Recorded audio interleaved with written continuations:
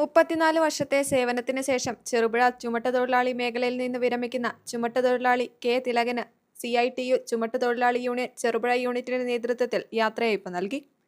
Cherupuzha AV Kunhambu സ്മാരക വായനശാലയിൽ നടന്ന ചടങ്ങ് RK പത്മനാഭൻ ഉദ്ഘാടനം ചെയ്തു. EP കൃഷ്ണൻ അധ്യക്ഷനായി.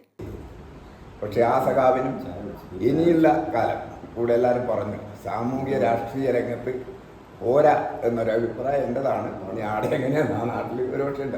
പക്ഷേ അതെല്ലാം മാറ്റി എല്ലാവരുമായി നല്ല നിലയിൽ സഹകരിച്ച് സാമൂഹ്യ രാഷ്ട്രീയ രംഗത്ത് നല്ല നിലയിൽ പ്രവർത്തിക്കാൻ സഖാവ് തിലകന് സാധിക്കണം. ആ രൂപത്തിൽ പ്രവർത്തിക്കണം എന്നാണ് പറയാനുള്ളത്. അതുപോലെ തന്നെ നമ്മുടെ ഈ ചെറുപുഴയിലെ തൊഴിലാളികൾ എല്ലാവർക്കും വലിയ പ്രശ്നങ്ങളില്ല. ഒരു കാലഘട്ടത്തിൽ വലിയ പ്രശ്നങ്ങളുണ്ടായതാണ്. ഇപ്പോൾ അങ്ങനെ ഇല്ല. എങ്കിലും ചില ആളുകൾ ചില പ്രശ്നങ്ങളുണ്ട്. അതുപോലെ തന്നെ നമ്മുടെ പല നല്ല നിലയിൽ കച്ചവടം നടത്തുന്ന ചില ആളുകളെല്ലാം ഇവിടുന്ന് തന്നെ പോവുകയാണ്. തൊഴിലാളികളെയാണ് പറയുന്നത്. അതുകൊണ്ട് തൊഴിലാളികളുടെ കുറ്റം കൊണ്ട് ഒരാളും കച്ചവടം നിർത്തി പോകുന്നു എന്ന് പറയാൻ ഇടവരരുത്. T. Gopinathan, TV Kunhikannan, Dileesh KS എന്നിവർ ആശംസ അറിയിച്ച് സംസാരിച്ചു.